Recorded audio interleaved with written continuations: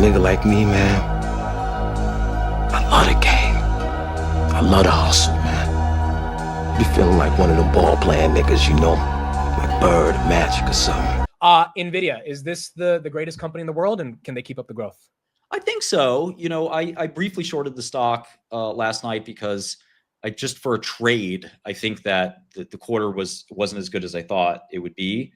But I think that Nvidia has three kind of major advantages that'll just propagate it to 10 trillion market cap. Why I'm shorting it again, I just wanted an instant reaction to the quarter. Very, very, very small position. Think thousands of dollars, not millions of dollars. And you know, so just like maybe it'll go down for 5 minutes, kind of thing. And we all know that even cheap stocks will sometimes like digest a quarter that kind of like is very sloppy. This is a bit of a sloppy quarter.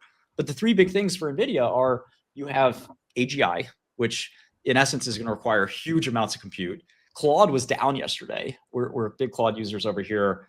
As much as I hate to admit it, I don't like the people at the company, but they have great software. We use Claude, and the demand was so high for their latest model, the company couldn't serve it. They crashed. They have to rate limit it. You know, there is no limit to the amount of intelligence people want. And that's why Palantir is, you know, such a good long. There is absolutely no limit to the amount of intelligence that, yeah, I'm almost breaking even here. There's no limit. Yeah, still holding an L, but yeah, I shorted at 139. I just thought the market would react negatively, even though they're obviously doing great. You know, I thought that the market got too, you know, the price is just, you know, the expectations are very high. It turns out that people thought this would be a bad quarter, and they put in an okay quarter, especially ex-China. Yeah, that sort of, you know, a mess, and it's hard to interpret. You know, are they telling the truth? Is China really that, you know, big of a business for them? Why can't China just get these chips from somewhere else? It's tough to digest. But if you zoom out, forget the shenanigans of like the machinations of like the near-term quarter stuff, which is, you know, on Wall Street, it's a game in essence of it's a poker game of who's positioned where, and like, is Fidelity going to sell? Is this good? You're basically asking, was this quarter good enough for Fidelity? Fidelity is the biggest, you know, it's the biggest mutual fund that actively manages their portfolio. So it's like, what's Fidelity going to do on this quarter? It has nothing to do with what you think. It's all about what are the big market players going to do. So zooming out from that, you know, those near-term shenanigans, the three big things. I mean, AGI is basically every single person is going to have AGI, and it's going to make Nvidia $100,000 per person. It's going to be so productive that you basically every human being is going to have a chip allocated to them practically for this new form of intelligence, and it's going to be, you know, really cost effective. You know, you're going to get multiples of that in productivity. The second big thing is autonomous vehicles. This is happening. You know, the cars are driving themselves, and that's not going to stop. And these things need Nvidia. I did a tour of Waymo. Some Waymo engineers were kind enough to give me a tour. You know, they work great. They're expanding to every city. Elon's dropping them too. These all run on AI. They are AI machines on wheels, and they cannot work without AI. So it's a huge thing for Nvidia. And you're talking about saving lives, quite frankly, and changing the face of transportation. So that's not, I think, in the stock price at all. And then the third thing is robotics. You know, this is like the be all end all. Elon's betting his life, his legacy, basically, on robotics. And he's saying there's going to be more robots than humans. He's not kidding. You know, he really thinks that. If you want to be amazed, I mean, we've seen some cool robot stuff, but look at Figure.ai. They're making really nice humanoid robots. Valuation's $50 billion.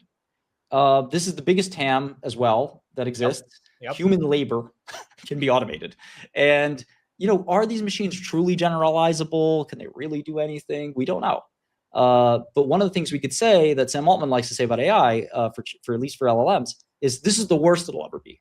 Right. And, you know, that's kind of, you know, amazing if you think about it. Now, we don't, you know, robotics is one of these crapshoots, but clearly Tesla stock, probably about half of it is robotics valuation. And we just trust Elon, and, you know, he'll figure it out. Some people think robotics is a fraud, and it suffers from too many dimensions of freedom where the machine just won't be able to be like us. I disagree. I think that we have synthetic training data at this point where these machines can actually do anything. And I think various companies, including OpenAI and others, are going to start betting very heavily and more publicly that robotics is the future. When are we going to see machines out in the wild? When are you going to walk across the street and look to your left and it's a robot walking across the street with you, or robots going to buy groceries or something? It's going to happen. That's the world we're going to live in. I don't know if it's this year or not, or 5 years or 10 years, but it's definitively technologically within our capability. And you are talking about one of the biggest sea changes in humanity. Think about this. 1998, Elon Musk is on a listserv. Listservs don't exist anymore. It's a mailing list for crypto cypherpunks. And if you look through this mailing list, it's fascinating. He's sitting there posting about, this stuff 10 years before Satoshi. And okay, cool. PayPal, co-founder. He's talking about digital money, sending money around the world before anybody's talking about it. Tesla, first guy to autonomous vehicles and electric vehicles. A lot of people forget. OpenAI, he's the co-founder. Yeah, he was there too. Yeah. SpaceX, first guy to do satellites cheaply. Neuralink, and now robotics. He's telling you this is going to be the biggest thing Tesla's ever done.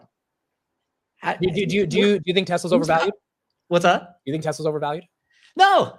It's just like Palantir. It's the trad value guy says, oh my God, it's such a short. It's so obvious. Look at the cash flow deteriorating, et cetera, et cetera. And it's like, okay, value the car business, put it aside.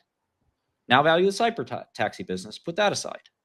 Basically it's an old, shitty, stodgy company. That's all business. Sorry, Elon. That's kind of there. And maybe that's worth 200 billion. Toyota's worth 200 billion. Right. Cool. And maybe he can make that grow. I don't know. But that's the conservative assumption. What would the best cyber taxi startup be worth? Well, Waymo's worth 50, but Waymo doesn't have Elon.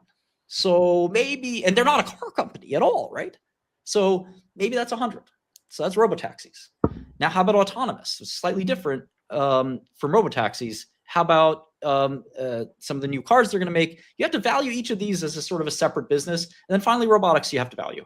And robotics, would I pay 500 billion for a robot startup? Probably not. But the market is sort of as a sum of parts. I forget all the parts, quite frankly, right now. But I did a sum of parts analysis, and it's sort of fairly valued to me, unless robots is even bigger than we think. Yeah. Which it might be. I mean, that's what you're betting on. And if the greatest, I'm telling you, go to 1998. Elon's 20-something years old, and he's posting about cryptocurrency 10 years before it happens.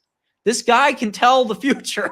I don't know how, but he can tell the future. And the VCs I talk to, Mark Andreessen or Peter Thiel, they all tell you, don't bet against Elon. He's that guy. He can tell that robots are going to be the future. Then robots are going to be the future. And, how big they're going to get is another question. But conceivably, we could all have a robot each. And again, powered by Nvidia. They have to be powered by AI. And, whether Tesla uses Nvidia or not, I don't think is that important, because as much as Tesla will try, they won't have 100% market share. Right. There'll be other companies. Probably Tesla will still use Nvidia, but even if they don't, the other companies will. So you got three huge things that Nvidia, you basically have to use Nvidia to power the future. All of the future is based on intelligence being digital, and it all has to go through Nvidia, which is crazy if you think about it. Somebody else should be able to make money on this, but they just have it locked in. And that's why I think Nvidia is going to be the first $10 trillion company. Do you think Elon's attempt at Doge was meaningful, or it was a waste of time? I think he learned what a lot of people learn. In the hedge fund world, you meet a lot of rich people who get bored. I'd even put Vivek in that category. I love Vivek. Yeah, consider him a friend, but you sort of, you did your thing in business. You made a lot of money, and you say, what's next? Bloomberg did this, etc. What most of these guys find is they step one day in politics and they say, oh, no, I don't want this. Because, and I've seen this story play out maybe 100 times. You make however much money, you decide, you want to see what politics is like, and you never go back. And 5% of those people like it, and they figure it out and they make it work, the Bloombergs of the world. But most people say this isn't real life. I cannot do this, because it is mostly people who are, pretty slimy, and they're not telling you the truth. They're duplicitous. They're, it's very much an optics game and perception. And, you have these slick people that are not worried about actually executing, which business people do. They're much more worried about, propagating their image. Yeah, getting reelected. Yeah, that's it. And I think he learned the hard way. And now it seems like that relationship is fracturing. He said yesterday he was disappointed in Trump's budget, that it was so much spending. you know, it seems like they're headed for a divorce. But, you know, I think that, you know, Trump also is such an iconoclast trying to get into the system and change it. And even he can't change it. It's so hard to make that system change. So business people just get annoyed at this, and they realize that you have to think about politics on a 30, 40-year time scale. They're used to changing stuff in 3 or 4 days. Elon's 3 or 4 minutes. If you don't respond to me, you're fired. You know, right. So I think that, you know, it's not hard. It's not a surprise that he's, you know, sort of saying, I thought I could do X, Y, and Z. It turns out the court stopped me. Thought I could do X, Y, and Z. Turns out some Republican senator who has a power card to play, you know, can, you know, kill this whole thing.